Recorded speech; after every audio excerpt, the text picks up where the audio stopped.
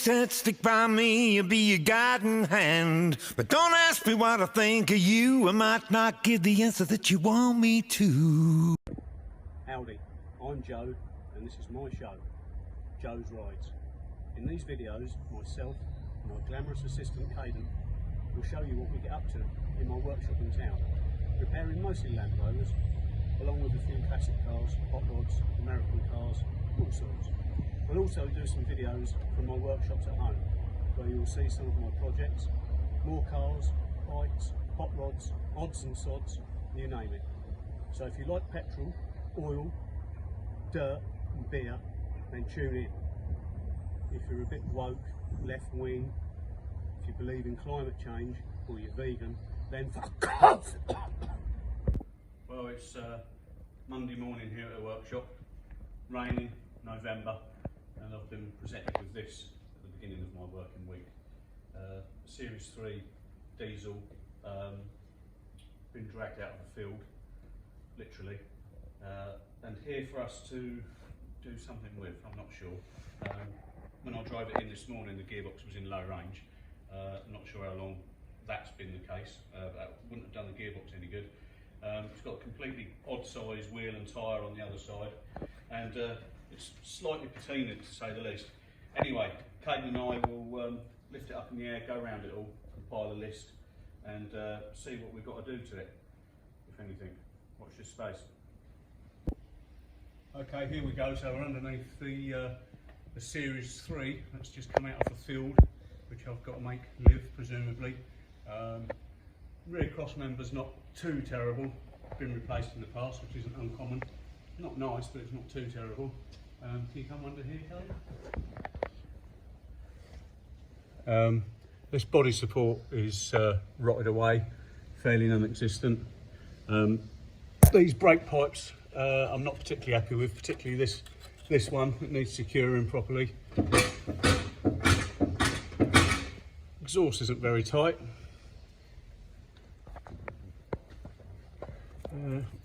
Chassis is a bit flaky there.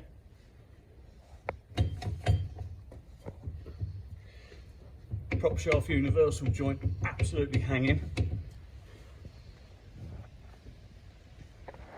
Yeah, but exhaust sounds great when it's going up the road. Moving forward, and its fair share of welding by the looks of it.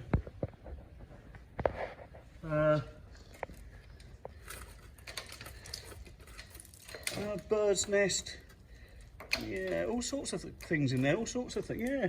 Could be quite interesting having a look in there. Ooh, look, it's like Christmas. Also got a big hole up here on this gearbox cross member. We have a big hole that kind of looks like it's been punctured into the front of the gearbox cross member. Looks like it's caught something or got stuck on a rock maybe. And that's just about touching the front prop shaft as well. Front axle bump stop ready to drop off.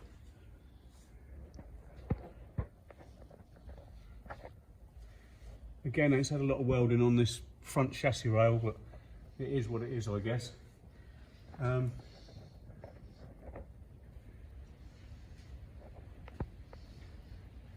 Front dam irons have been repaired. Not brilliantly, but they'll go again, I guess.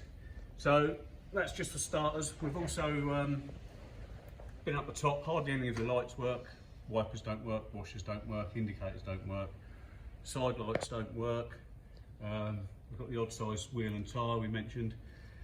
So yeah, I'll give this guy a ring and see if he wants us to continue with this. Certainly keep us busy if he does. We'll come back. So again, this old Series 3, we've got all the wheels free from the ground now, so we can check the wheel bearings and swivel pins, etc., etc. Wiring's not very clever for the front lights. That's just about to get caught up in the wheels. But I also discovered that it needs a track rod end. But more to the point, I was a little bit intrigued as to why it was driven here in low range. I wasn't here when the car was delivered. It was ceremoniously dumped outside the gates this morning with the keys in the letterbox. I know the guys are local, but it must have been a slow drive in low range. It's now come to light perhaps why it was driven here in low range. and that is because I just cannot turn the front wheels at all. Everything's solid. So at this stage, I'm not entirely sure whether the transmission has been wound up where it's been driven on the road continuously in four-wheel drive, which you can't do with one of these old Series 3s, or whether our front brakes are binding. So a little bit of a mystery to get to the bottom of there. We'll let you know how we go. Okay, so I've just got off the phone with the guy who's dumped this on me, and I gave him the long list of problems that we've found, and I'm sure we'll find others along the way. Normally when we get involved in brakes on these old Land Rovers, it's never ending. Cylinders lead to shoes, lead to brake pipes, lead, you name it, it just goes on with them. But yeah, it's probably the least of its worries. So I was rather hoping at the end of the conversation he'd sort of say, well, you know, because he's just bought it apparently, maybe I've done a wrong thing, and I was hoping he might just stick it back on eBay or wherever he got it from. But he's given me the go-ahead to do it. So I should be thankful, shouldn't I? Okay, so we've got the wheels off and the drums off of the front of this Series 3. And surprisingly, things don't look too bad in there. These shoes are in good condition. The wheel cylinder doesn't appear to be leaking and doesn't look that old. I think perhaps these have been replaced in the past, obviously, but a long time ago. I know for a fact, speaking to the guy who owns this, it has literally just been dragged out of the field. So I think we've just got things seized up and really wants pulling apart and cleaning, putting back together and adjusting again. As I mentioned, some of the, well, not some, nearly all of the lights don't work. And I'm just looking up here at this wiring mess, insulation tape and everything else. It doesn't look to me like the indicators or the side lights have actually been connected. Why would you do that? Why would you fit those lamps and then get a cable tie and tie the wires up without actually going to the effort of connecting them up? I don't know, beats me. So the other thing we might be able to address while we've got this wheel off as well is, if you come behind me, Caden, you can see here this oily mess of the exhaust. This is loose on the downpipe. This might give us the opportunity to get in here and tighten that up. Oh, actually, I can see there's a stud missing off the back of there, so that will probably turn into a drama. Yeah, all fun. So you may see, I saw earlier that we found a few holes in the chassis and pulled a mouse nest or bird's nest, I wasn't sure at the time, out of that hole. It was actually a mouse's nest, and here he is.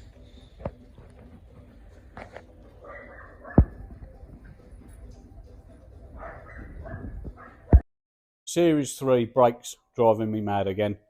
Only a very simple system, but they can be trying at times. So when I drove this Series 3 into the workshop, it was in low range for some reason.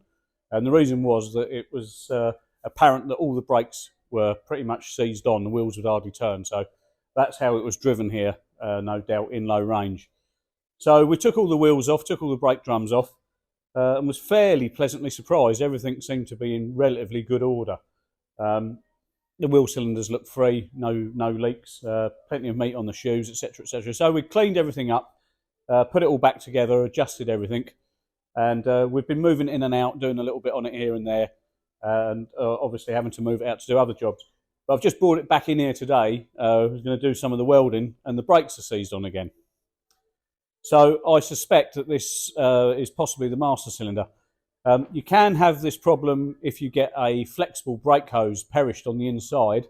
It can cause a flap of rubber to drop down, which will let fluid into the wheel cylinder or caliper or whatever your braking system's got.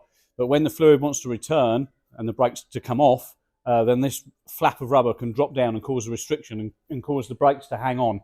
I don't think that's the case in this case, because I've got one wheel on the back locked solid and the other one's free. So if it was the rear flexible brake hose, it would mean that both the rear wheels would suffer that problem. So that doesn't seem to be the case. Both the front wheels are locked fairly solid. So I think what's happening is perhaps the master cylinder, the brake master cylinder, is not venting back. So as you're using the brakes, they're being put on and on and on and not actually coming off. So I think we're going to replace the brake master cylinder on it and see where we go with that. What fun. Okay, well, we're Back working on this delightful Series 3. The videos of this car prior to this one were taken just before Christmas. Then we had a bit of a break for Christmas and we're now back on it.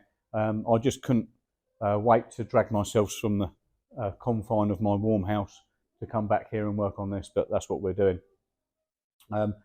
So the brakes have been trying. I don't know why. Series 3 brakes are ever such a simple system. Couldn't be simpler, but we always have struggles with them. And I always say to myself, whenever we do Series 3 brakes, what I should say to the customer is we're just going to replace the lot, end of. But I never do. And this was case in point. So we took all the drums off. Everything looked to be fairly good, really. There was plenty of meat on the shoes. The cylinders weren't weeping. Drums appeared to be in good condition. So we set about cleaning everything up and adjusting everything. But still, we had the issue with some of the brakes locking on and staying on. And that's how it was driven here to our workshop by the customer in low range. The brakes were dragging that much. So having cleaned everything out and put everything back together and adjusted it, we still had the problem with the brakes dragging. So a couple of things that we've done is we've replaced the flexible brake hoses. Now, what can happen, it doesn't happen often, but I've had it enough in the past to know that it can happen, is these brake flexi pipes, not only do they deteriorate on the outside, this one looks to be okay, they can also deteriorate on the inside.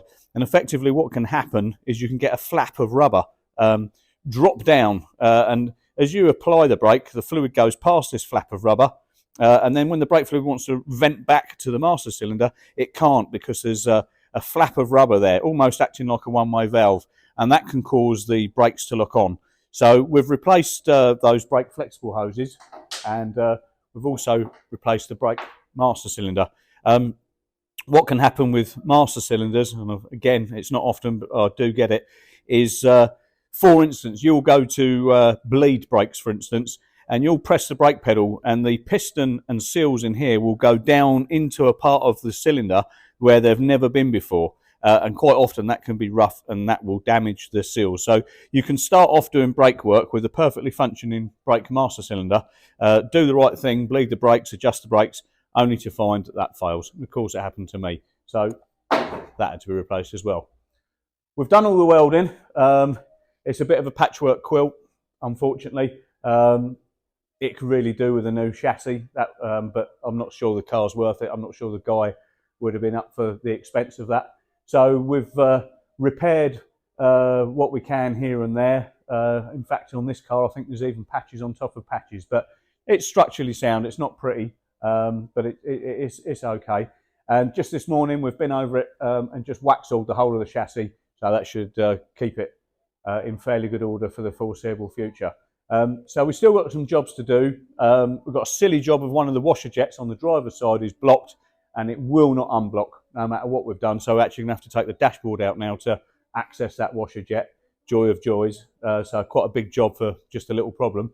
The other thing I've noticed underneath when I was wax-alling this not a moment ago was we have another problem which didn't appear, I didn't see, would probably be better, when I first inspected the vehicle. And I've just noticed here that the handbrake pivot, which should be on this shaft on the chassis, is just about to drop off.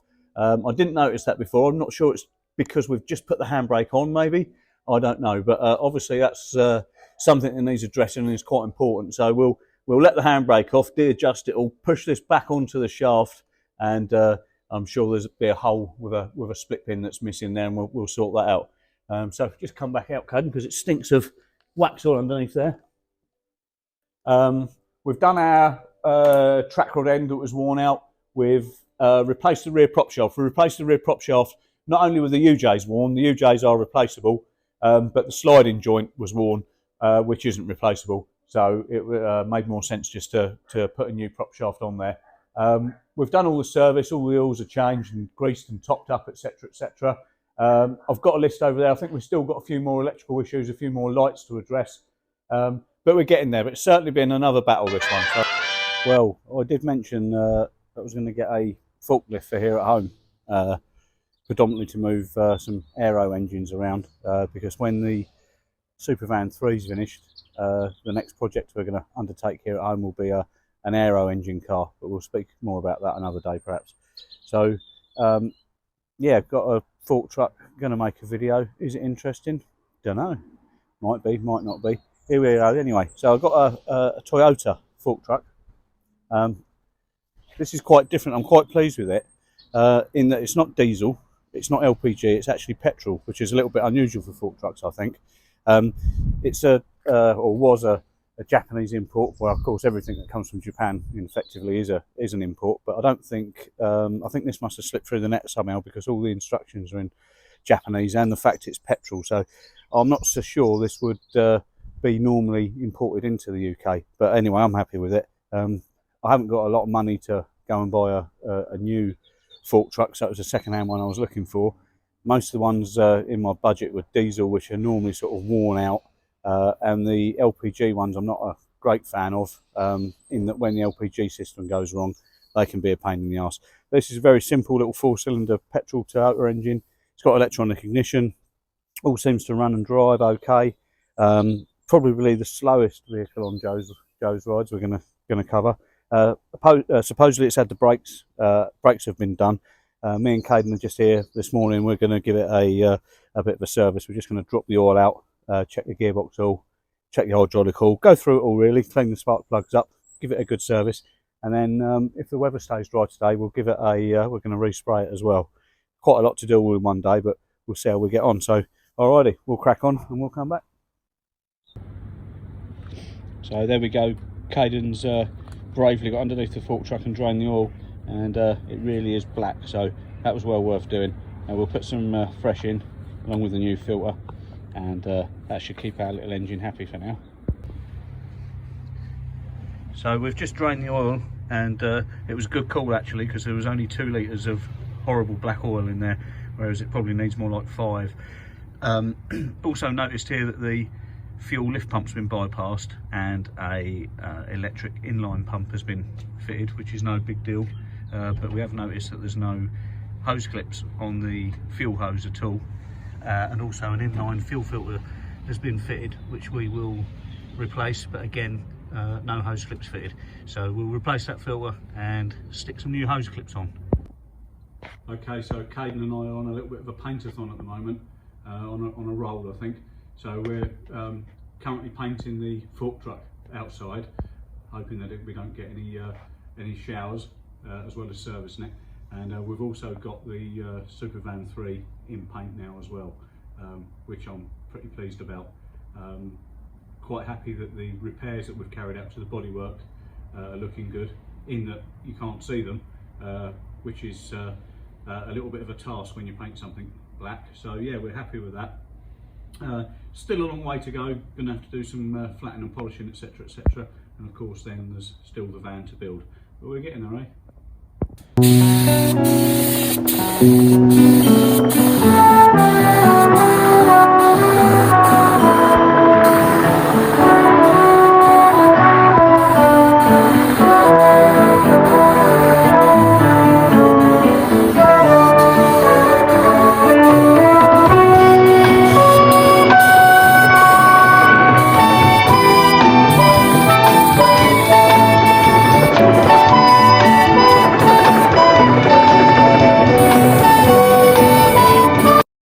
So Caden and I have had quite a good day paint-wise today. So Supervan 3's in colour. Like I say, there's some more work to do on that before we properly reveal it to you. And we've finished the fork truck. No preparation, no primer, just blasted it. I just didn't want a yellow thing on my drive. Now I have a green thing. Is it big? Is it clever? No. Is it necessary? No. Do I like it? Yes.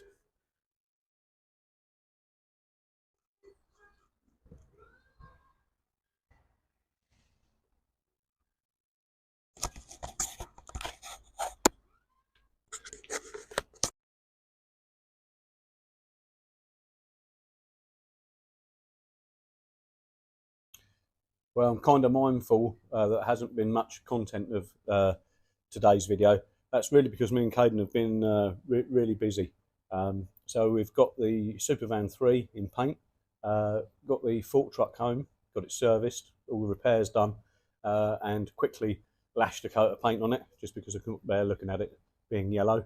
And then today we've been using said fork truck in anger, moving aero engines around, trying to make a bit of room in the yard outside, which we've done successfully. So yeah, probably find something else to take up that room that we've made, no doubt. So yeah, that's been all done in a flash, really. We put the wheels on the Transit this morning. These wheels have had banded. They've been powder coated, and I've fitted them with some nice shiny new nuts, and I think they're looking pretty sexy. Thanks for Tony for help with those. So it only really leaves me to have a quick chat about what's on the bench today. Come on, Hayden. What's on the bench is the magical mystery box. I'm sure a lot of you have been awake all night, not being able to sleep, wondering what's in this weekend's magical mystery box. Well, let me show you. And in the magical mystery box is this, and this is a Turkish delight. This is the last one left from Christmas. I refrained from eating it just so I could have a little chat with you guys about it. Now, Turkish delights are actually made in Turkey, and there's a village there, and they get the tallest elders of the village to go to a cave called Kitman Cave, where during the winter months the bats there hibernate and sleep. And these tall villagers go in there and stretch up and grab the bats while they're asleep, and then they squeeze their heads until the eyes come out, and then they squeeze their eyes into a bowl, and it's that mixture, that sticky pink goo that's in the middle is actually the bat's eyes. And then they take that mixture, put it in a bowl, and the women of the village roll it out flat and then cover it in chocolate, and then they get exported to here to the UK just in time for Christmas for us. There you go. So not a particularly nice story, but they are very tasty. Ooh, ooh, bat's eyes, lovely. Ooh, ooh.